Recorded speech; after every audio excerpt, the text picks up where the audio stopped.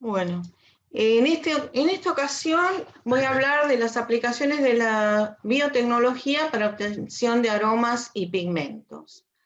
Y desde hace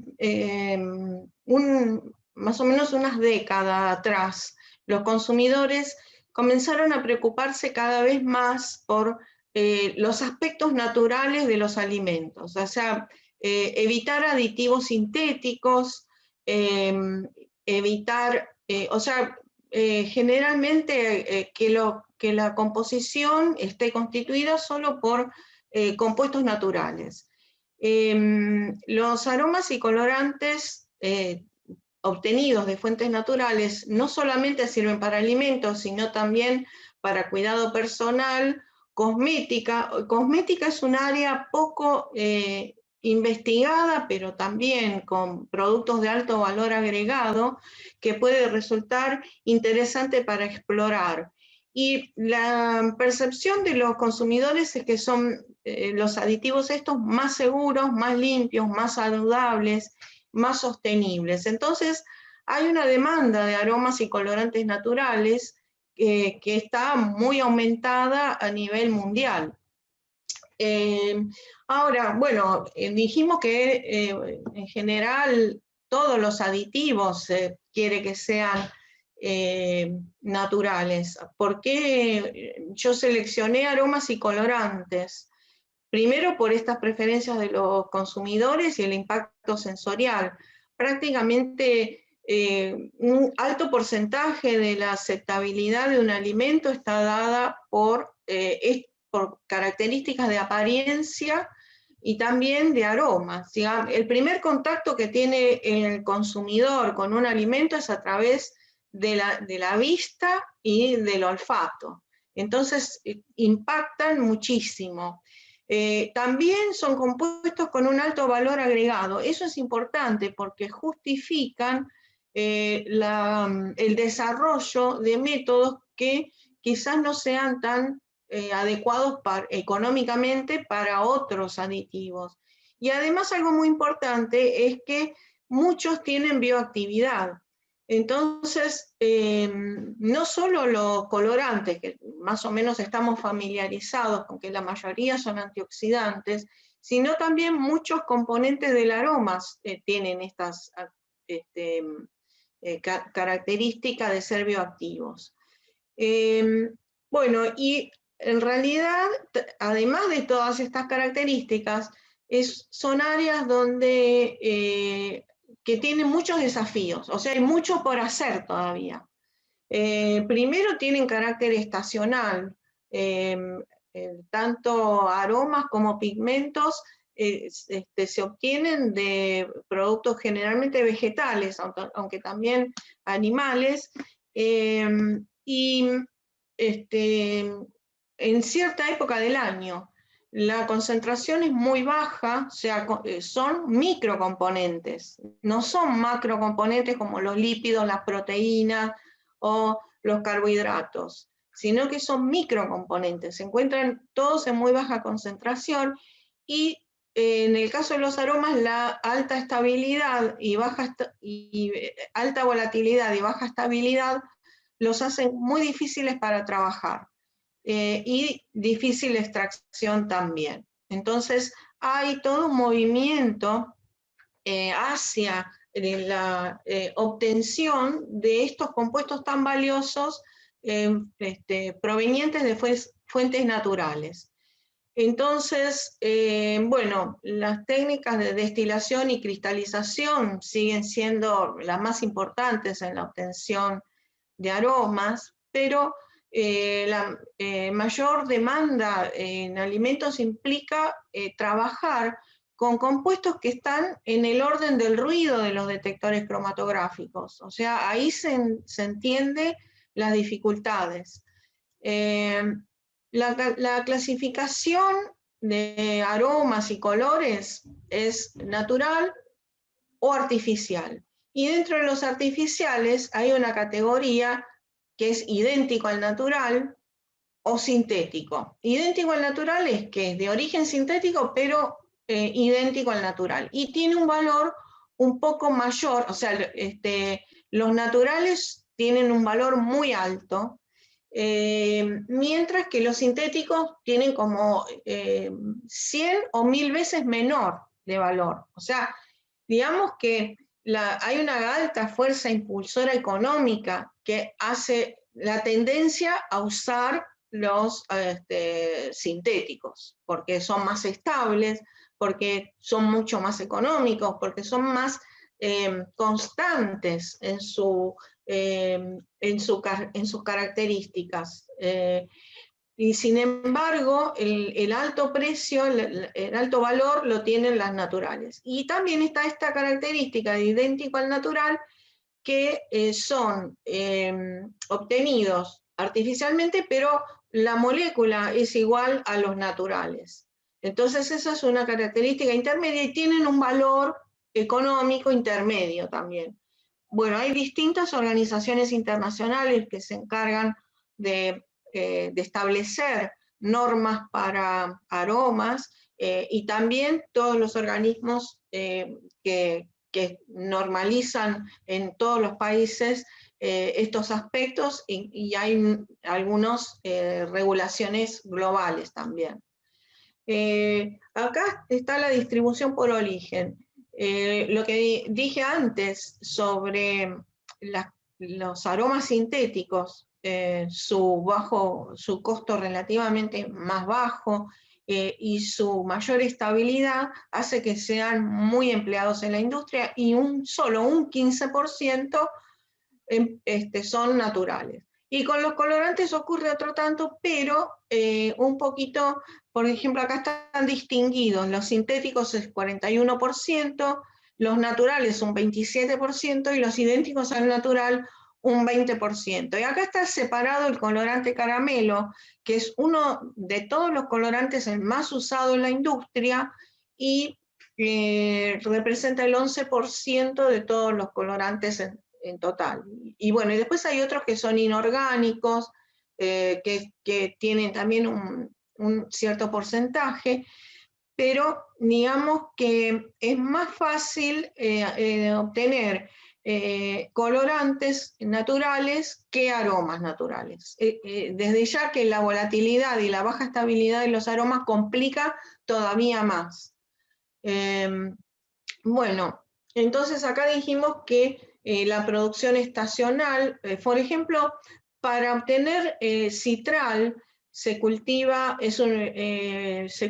una planta que se llama Lychea cubeta, que es de la familia de los laureles, o sea, es una laurácea, y esto es en zonas de China, Indonesia y otras partes del sudeste asiático. O sea, geográficamente está muy limitada su producción, y además emplea extensas áreas de cultivo en regiones geográficamente limitadas, y recursos como suelos y agua, que tienen un valor intrínseco muy importante. Cada vez se está valorizando más estos recursos. Entonces, todo esto hace que la obtención por vía biotecnológica cobre una importancia grande, porque permitiría obtener aromas sin emplear estos recursos naturales como suelos y agua, y con la característica de ser considerados naturales. A partir de 2015, grandes compañías de alimentos prometieron usar solo ingredientes naturales. Acá pueden ver, por ejemplo, en el caso de los colorantes, este sería el de la izquierda, es colorantes sintéticos, y el de la derecha está hecho con colorantes naturales. Es verdad que son más estridentes y más impactantes los colores, y son un poco más apagados los naturales. Entonces, eso es también una de las causas que hacen, sobre todo los niños, digamos, estar influidos para elegir algo que está coloreado artificialmente. Entonces, pero digamos que hay sobre todo, por ejemplo, en los Países Bajos ya eliminaron los colorantes sintéticos. Entonces, digamos que hay gran impulso internacional para lograr eso. Bueno, la ventaja es que los aromas naturales, según la legislación, pueden prepararse mediante procesos físicos, o sea, extracción de fuentes naturales, o también mediante procesos enzimáticos y microbianos. Esto abre la puerta a la síntesis por medio de la biotecnología. Siempre que se empleen los precursores aislados de la naturaleza. Y por supuesto, en el caso, por ejemplo, microorganismos que sean inocuos y todos los procesos enzimáticos también, que sean seguros. Entonces se pueden etiquetar como naturales y resultan mucho más rentables y justifican también emplear tecnologías un poco más caras. Bueno, y aunque estén presentes en la naturaleza, si se producen por métodos químicos, la denominación es idéntica al natural y son menos apreciados. Esto entonces, como dije antes, estimula el desarrollo de procesos biotecnológicos para obtener aromatizantes y también colorantes. Bueno, desde la antigüedad, por ejemplo, en la civilización babilónica, 3.000 o 4.000 años antes de Cristo, ya se usaba la biotecnología, que es la biotecnología tradicional, y que aún estos productos llegan hasta nuestros días, y era una forma de modificar los aromas. O sea, la cerveza es la malta, pero con unas características aromáticas especiales, lo mismo que el pan, lo mismo que los embutidos o el vino, y eso se conoce desde la antigüedad y es lo que se llama biotecnología tradicional, que perdura hasta nuestros días con técnicas, nuevos desarrollos y técnicas. En este caso, nos vamos a ocupar de una tecnología, de una biotecnología que no es la tradicional, sino que puede emplear microorganismos genéticamente modificados o inclusive enzimas, procesos enzimáticos. El caso de la vainilla es un caso clave porque es un ejemplo.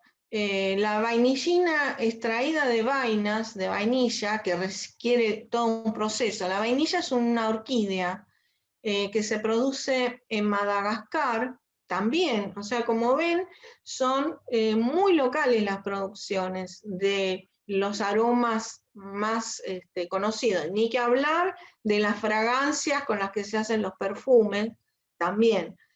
Entonces, cuesta entre 1.200 a 4.000 dólares el kilo. Y el 80% de la vainillina la producen pequeños productores de Madagascar. En cambio, la vainillina sintética, que es la que compramos en los comercios, que se hace a partir del guayacol, cuesta 15 dólares el kilo. Entonces, como ven, ese es el rango de precios, o sea, que hay 3 órdenes de magnitud de diferencia entre los naturales y los artificiales. Pero, ¿qué es lo que pasa? Que toda la vainilla del mundo no alcanza para satisfacer las necesidades de todos los alimentos. O sea, sería imposible pensar en una producción de vainillina tal que pueda satisfacer toda la demanda mundial, porque es el aroma más importante en términos de niveles de consumo.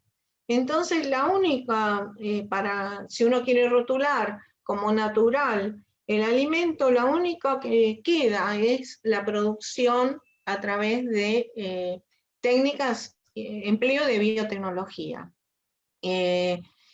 en realidad menos del 1% del mercado mundial está cubierto por el compuesto extraído. Quiere decir que la gran parte de lo que se usa de la vainillina es sintética y proviene del guayacol. Eso por un método químico y es muy barato. Los naturales, igual que los colorantes, son más suaves, el aroma es más delicado también. Y bueno, esto es lo que dije antes, que la vainilla, la cantidad de vainilla de todos los, todo lo que se produce no alcanza para satisfacer la demanda. Entonces hay acá distintos desarrollos por procesos biotecnológicos para la producción de vainilla natural. Bueno, entonces este sería el tradicional, que sería la extracción de la vainilla. Uno podría aumentar el rendimiento con métodos como nombró la doctora Pintado, que es con métodos de extracción con ultrasonido. Hay formas de mejorar el rendimiento en la extracción, igual no va a alcanzar. Pero entonces hay varias empresas que están acá mencionadas que a partir, por ejemplo, de salvado de arroz, que genera ácido ferúlico, y a partir de, por medio de fermentaciones, se puede obtener vainilla natural. O también a partir del jarabe de maíz, a partir de glucosa. El rendimiento a partir de glucosa no es muy alto, pero digamos más barato, y se realiza también una síntesis de nuevo por fermentación. Luego también a partir del clavo, que tiene eugenol,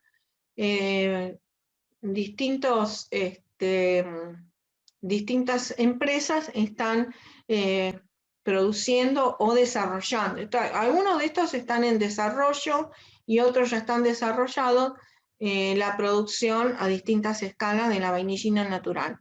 Y también a partir de la cúrcuma. De la curcumina, lo interesante, la vainillina se produce por vía biosintética en el camino del ácido yiquímico, que es un camino que permite sintetizar todos los aminoácidos aromáticos más la lignina, o sea, todo lo que tiene un compuesto aromático se sintetiza por esa vía. Entonces se puede hacer también alguna modificación genética en algún microorganismo sobre esa vía para aumentar la producción de vainillina. Y lo que también quería decirles es que no solo la vainilla, este tipo de orquídea, produce vainillina, sino también hay varias otras plantas que lo producen. O sea, se podría hacer ingeniería genética en plantas que produzcan, hay unas otras que también producen vainillina, otras flores, podría hacerse ingeniería genética con esas plantas para aumentar esa producción, o también generarla con algún microorganismo. Bueno, entonces hay varias formas de realizar un enfoque biotecnológico para generar aromas naturales a partir de fuentes naturales. Uno es la extracción, donde uno podría obtener el aroma natural. También se pueden hacer cultivos vegetales o animales es menos visto, en general son cultivos vegetales, donde uno genera los precursores y a través de una vía enzimática obtener el aroma. O también directamente de la fuente natural agregar el precursor y la enzima y obtener el aroma. El cultivo vegetal es poco, digamos que no es, por el momento, no es económicamente muy factible. Lo que sí es factible es la vía enzimática y también a través de microorganismos, ya sean naturales, o sea, originales o modificados genéticamente, se puede hacer también una síntesis y obtener, y todos estos se llaman naturales. Entonces, son las formas que podemos obtener aromas naturales. Acá hay algunos ejemplos, y acá están marcados con este asterisco rojo, los que se usan industrialmente. Los otros son desarrollos en vía, digamos, de planta piloto. Todavía no están en forma industrial. Entonces, por ejemplo, el benzaldehído de almendra, a partir de el aroma de almendra, en donde se agrega Scoderma benzoium. También, bueno, está desarrollado el aroma de ácido butírico para el aroma de manzana y piña, a través de un Clostridium butyricum, o si no, para los lácteos, está mucho, esto también está bastante desarrollado para Streptococcus diacetylacis. Justamente hay una forma de elaborar quesos u otros productos lácteos donde se aíslan los aromas de los cultivos y eso después se agrega a los quesos. En vez de esperar la maduración natural, se puede hacer eso. Por supuesto que no va a ser un queso tradicionalmente aceptado, ¿no? Pero hay formas de hacerlo. Bueno, después hay aromas florales, donde se usan rhodotorula. Acá están las fórmulas de los aromas. Todos son moléculas de bajo peso, relativamente bajo peso molecular. La mayor parte son hidrofóbicas. Eso es otra característica importante. El aroma de durazno es una decalactona, que es un éster ciclado. ¿Ven? Esta parte es un éster cíclico y da aroma de durazno. Ese es otro desarrollo y se produce a través de Yaroboa lipolítica. El de frambuesa es una acetona a través de este otro microorganismo. Bueno, el de vainilla se puede producir a través de un microorganismo, Pycnoporus cinnavarinus.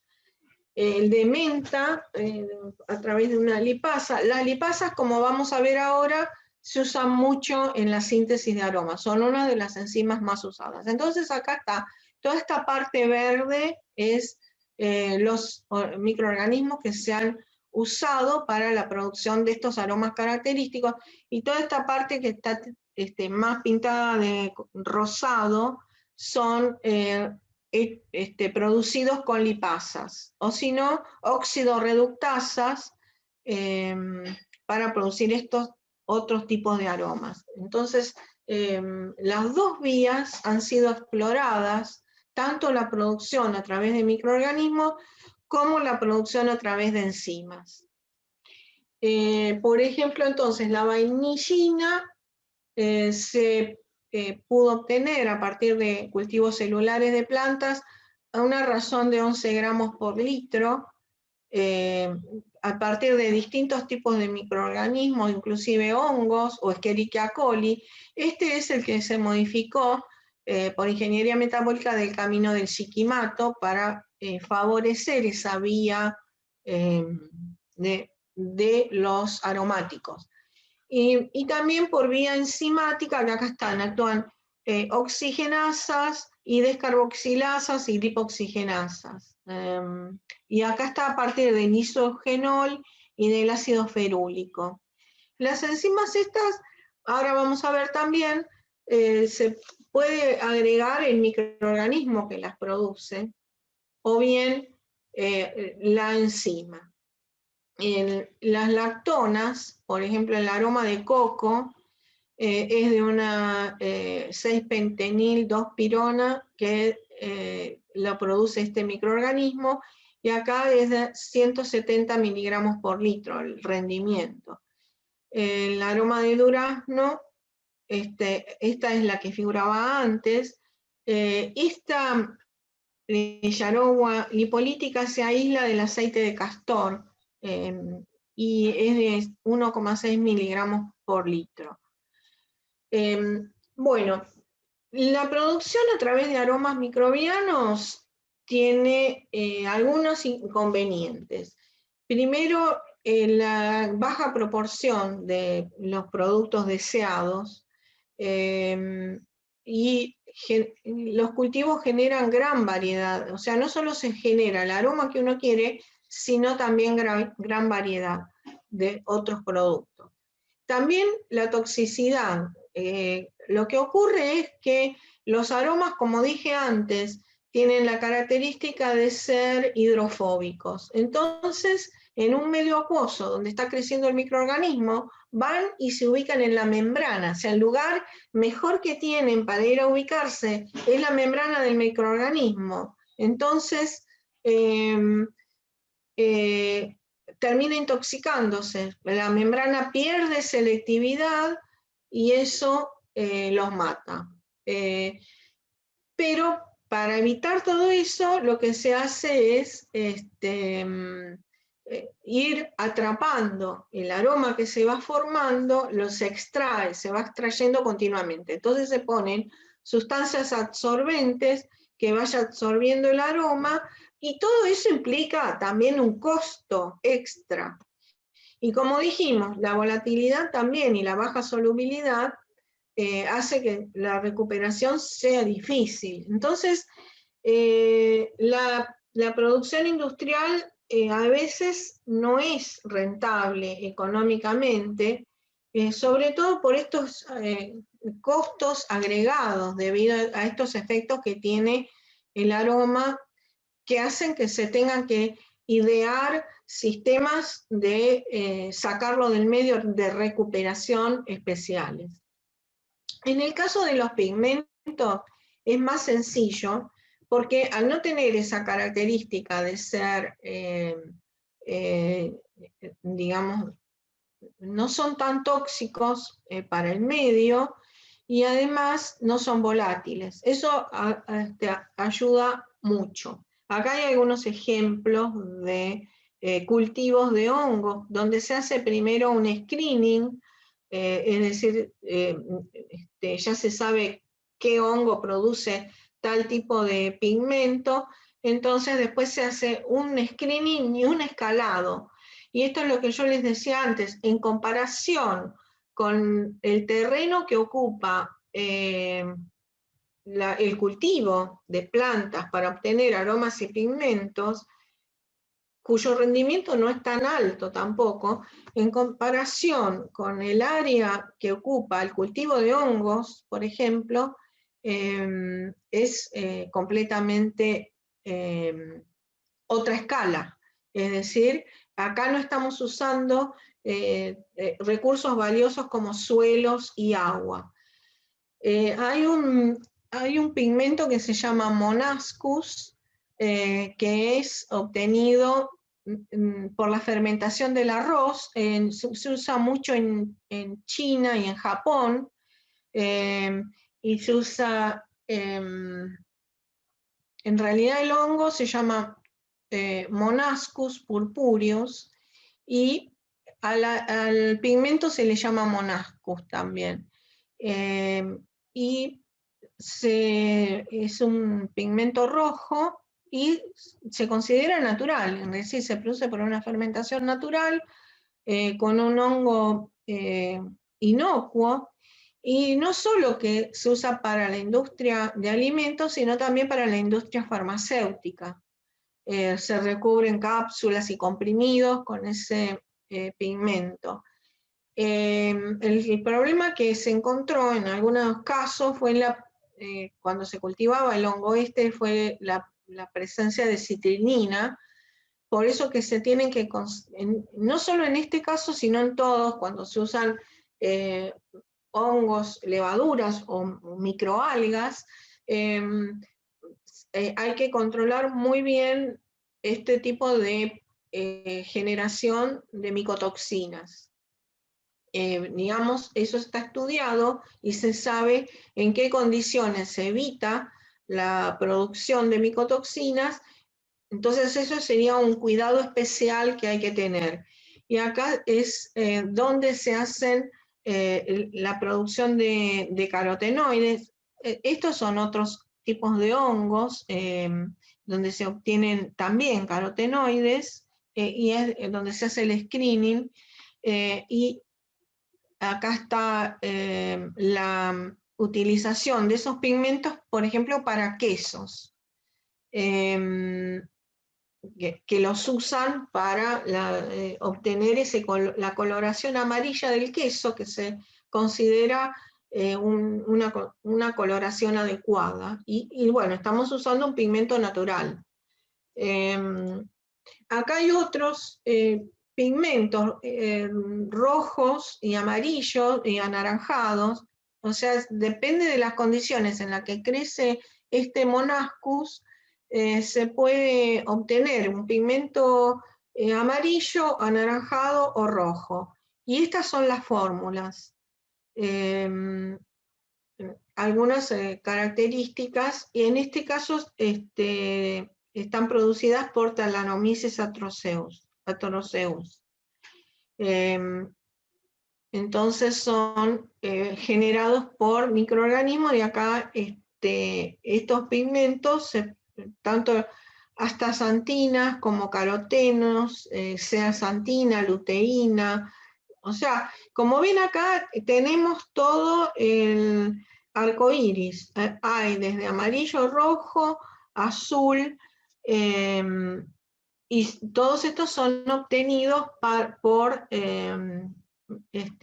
microbianos, por fermentaciones, crecimiento microbiano. La síntesis, en el caso de los aromas, la síntesis por medio de enzimas genera productos más homogéneos, en realidad, que los cultivos microbianos.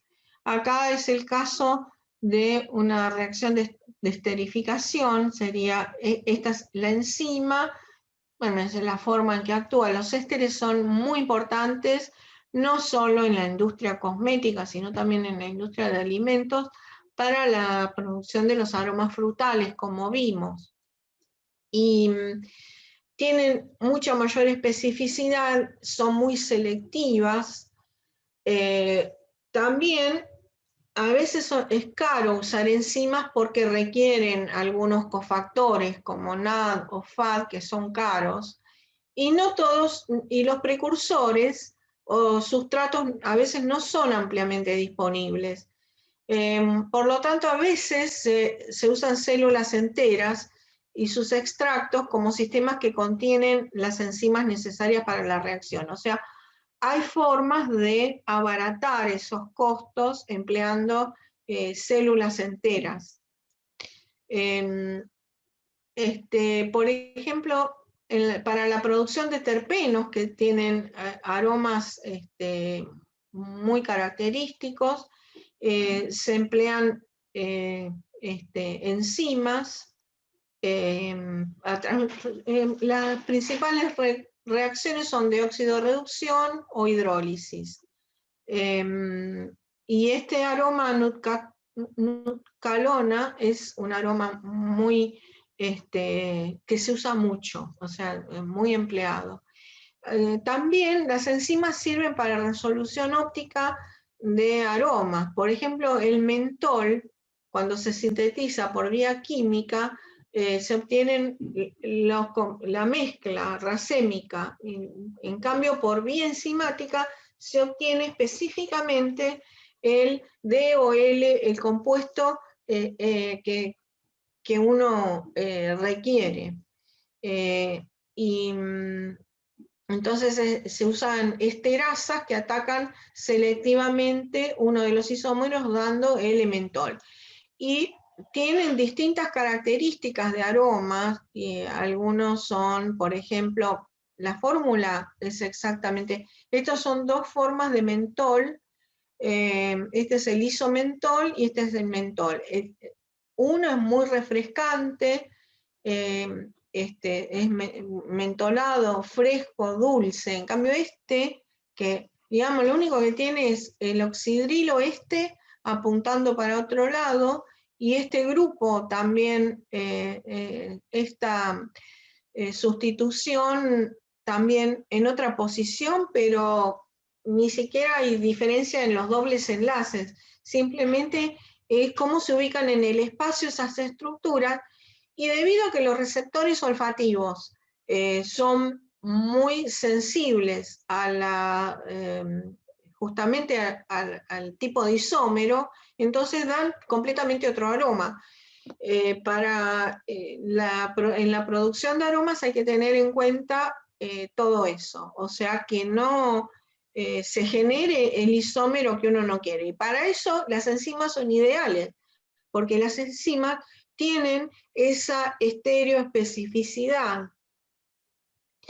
Bueno, entonces, desarrollos paralelos que se necesitan son métodos de extracción y separación y estabilización de biomoléculas, de lo cual en la conferencia anterior se ha hablado también de esto, de métodos para estabilizar. En el caso de los aromas es también algo especial, requieren de una estabilización porque también los pigmentos son muy sensibles a la luz, se oxidan fácilmente, no son como los sintéticos, o sea, los sintéticos uno puede tener menos cuidado, en cambio estos, una vez que uno los obtiene por algún proceso biotecnológico, tiene que estabilizarlos. Entonces, eso hay que incluirlo en el desarrollo. Entonces, hay distintas mejoras que surgen en los últimos años para mejorar rendimientos. Una es biocatálisis de células enteras en sistemas bifásicos, donde se va recuperando justamente en ese sistema bifase, en una de las fases se va extrayendo selectivamente el aroma. Entonces eso lo saca del medio. Y lo mismo que vimos para la intoxicación de los microorganismos por los aromas, vale también para las enzimas. Cuando las enzimas están cerca de los productos de reacción, también se va inhibiendo su efecto. También dijimos que algunos cofactores que se necesitan son caros y hay que regenerarlos. Se recurre también a técnicas de inmovilización de enzimas. Dijimos que el uso de enzimas es caro, pero a su vez el uso de microorganismos genera otros aromas que no son lo que uno quiere, entonces requiere procesos de purificación adicionales. Una de las estrategias es inmovilizar enzimas para recuperarlas, entonces ahí se abaratan mucho los costos. Y además, también si se obtienen enzimas termoestables o de alguna forma se las estabiliza para que puedan seguir actuando, eso también es bueno. Digamos, son desarrollos que se están haciendo apuntando a todos los problemas que trae la síntesis de aromas por medio de enzimas. También la inmunoseparación del producto, eso significa atraparlo a través de algún mecanismo en el que intervenga la reacción antígeno-anticuerpo o mediante membranas. Esto de las membranas es mucho más usable. Entonces, los desarrollos paralelos, como dijimos antes, son la extracción y separación y estabilización.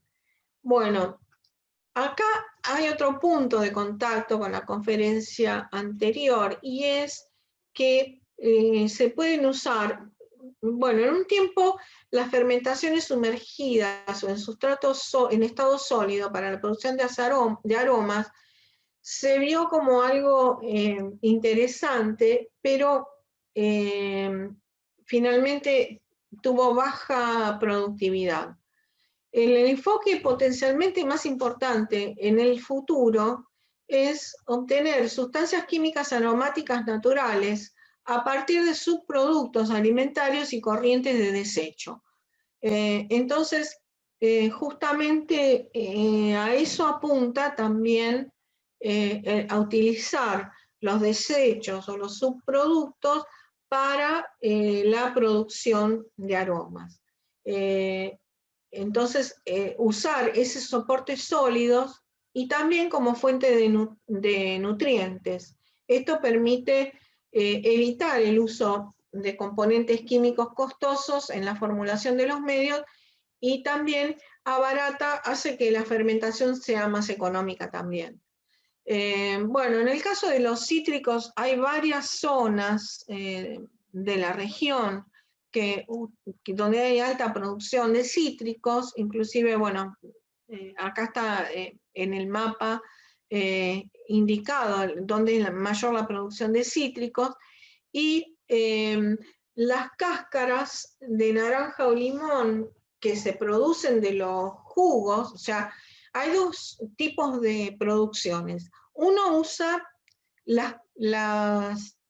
el jugo, o sea, se obtiene el jugo, pero además, por otro lado, quedan las cáscaras. En este caso, en la producción de jugo, las cáscaras serían el desecho. Y eso se puede aprovechar para la producción de aromas.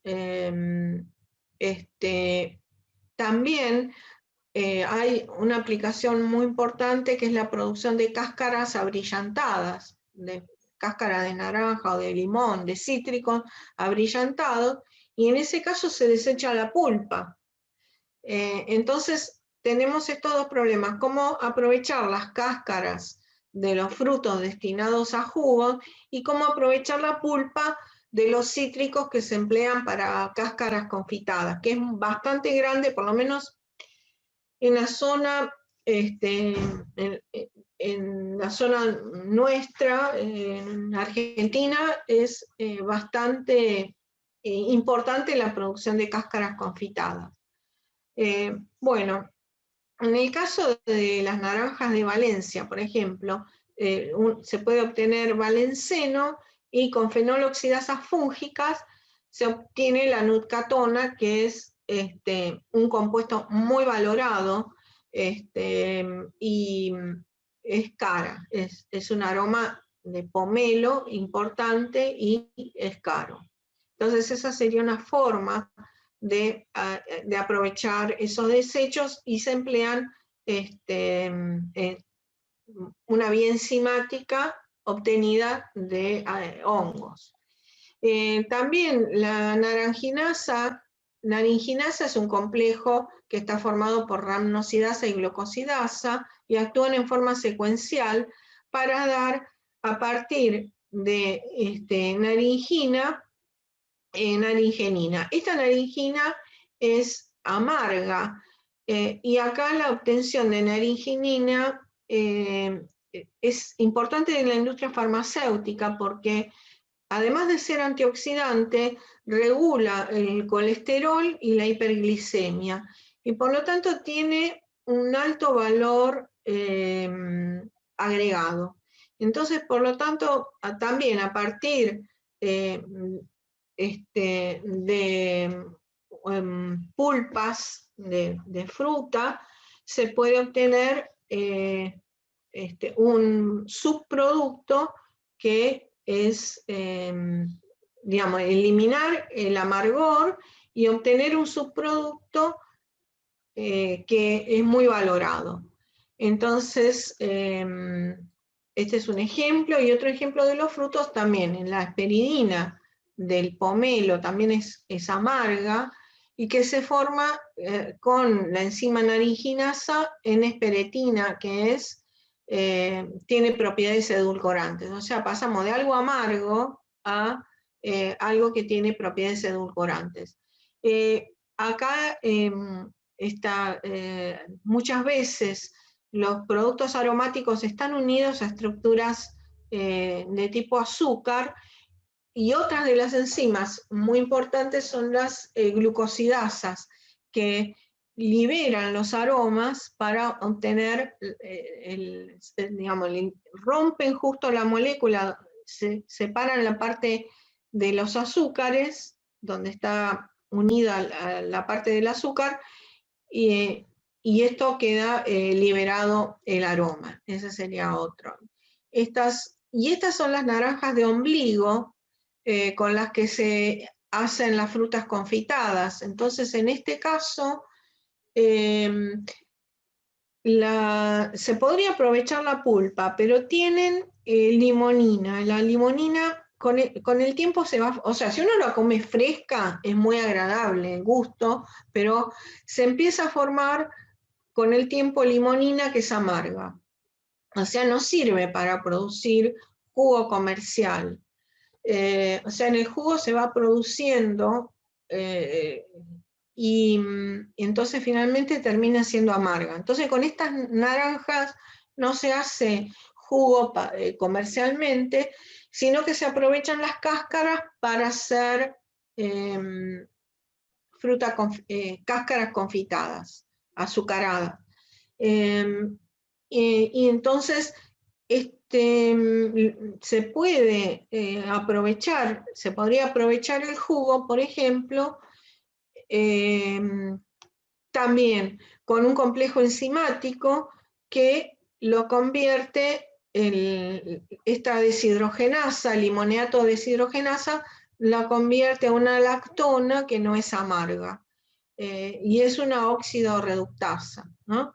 Entonces, hay muchas formas de mejorar los aromas o el gusto, en este caso serían los gustos, y aprovechar subproductos que de otra forma no tienen tanto valor.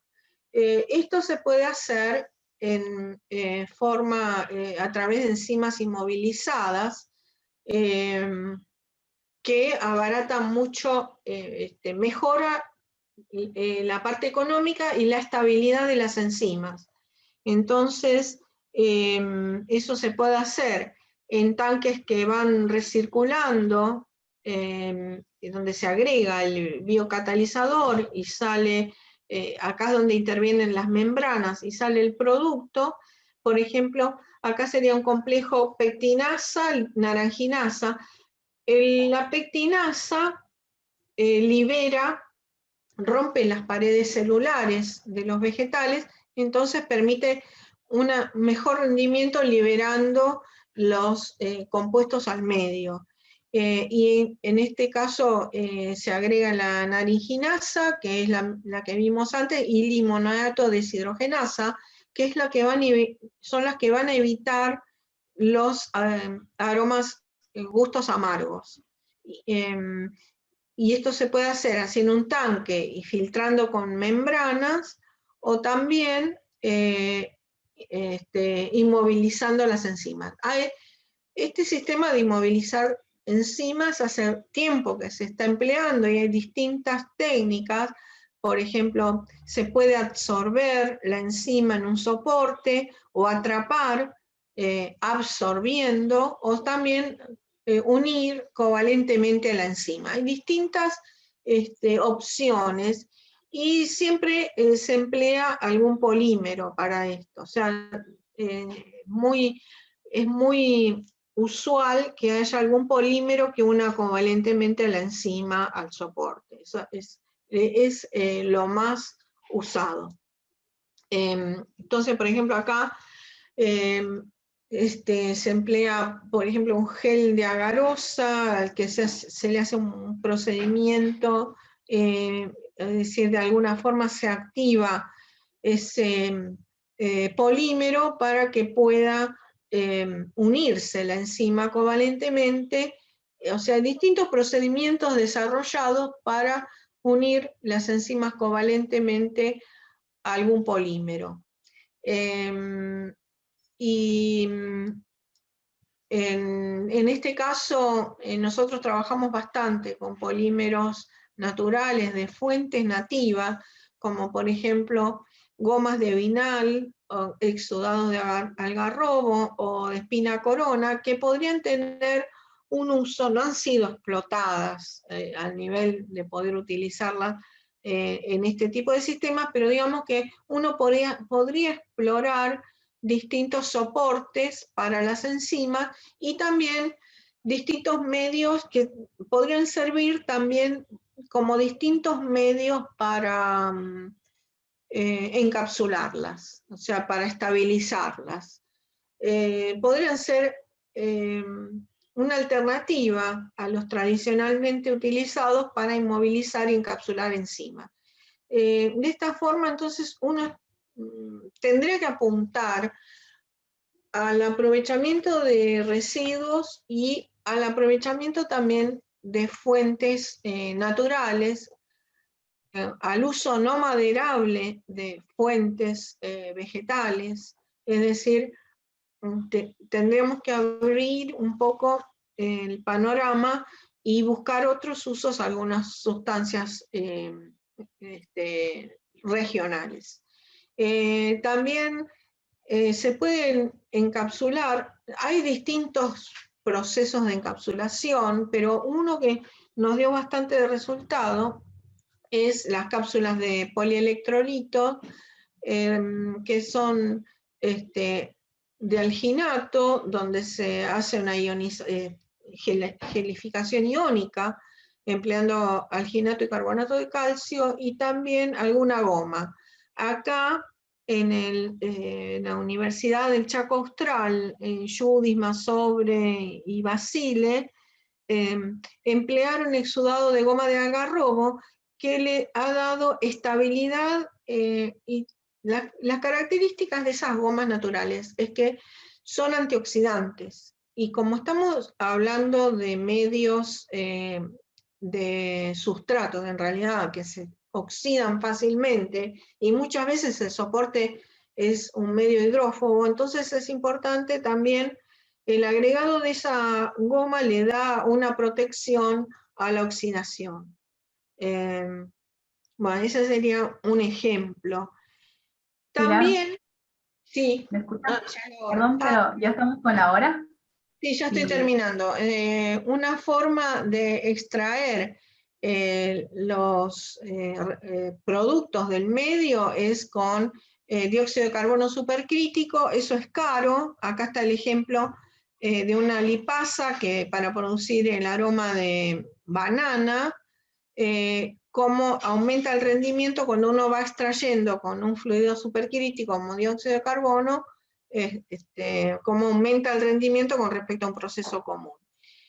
Después la lipasa también se puede activar por sonicación y da mejor rendimiento, porque en la sonicación le cambia la estructura y eso favorece que pueda interactuar mejor con el sustrato, y acá está cómoda la que no está tratada térmicamente con el sonicador y la que está tratada con el sonicador. O sea que en realidad la sonicación se está usando últimamente mucho para extraer, pero también hay todo para explorar cómo se activan algunas enzimas con la sonicación. Y otra cosa son los líquidos iónicos, en donde justamente las lipasas también, que son unas enzimas muy utilizadas en la síntesis de aroma, los líquidos iónicos son que están son sólidos a temperatura ambiente y líquidos a temperaturas de 50 grados, por ejemplo. Entonces, las lipasas que, digamos, por ejemplo, en la síntesis de acetato de geranilo, que es un aroma muy, muy apreciado, acá está la enzima inmovilizada en medio sólido, en el líquido iónico. Se agregan los dos reactivos, se somete a 50 grados, se colocan los dos en medio líquido, después se enfría y queda el producto de la acción enzimática en el medio líquido y se vuelve a recuperar el líquido iónico. Esto es otra cosa que no está todavía muy explotado, pero tendría aplicaciones muy importantes. O sea, en conclusión, que la biocatálisis, digamos, los aspectos, los avances que se han utilizado o que se están utilizando hacia el futuro para mejorar las aplicaciones biotecnológicas sería biocatálisis de células enteras en sistemas bifásicos, síntesis en líquidos iónicos, que es lo que nombré recién. También es muy importante el estudio de rutas biocatalíticas, porque así uno puede saber qué precursor y qué enzima necesito para agregarle a un sustrato. También bioprocesos continuos, diseño de reactores acoplados a procesos downstream, extracción con fluidos supercríticos es cara, pero bueno, ya vimos que esos son productos caros, entonces se justifican a veces aplicar técnicas caras, y todo lo que es inmovilización y estabilización y aprovechamiento de desechos son todas, digamos, hay áreas importantes de exploración para el futuro y muchas de ellas ya están convertidas en desarrollo. Bueno, así que me queda por agradecer nuevamente la invitación y la atención de todos los presentes.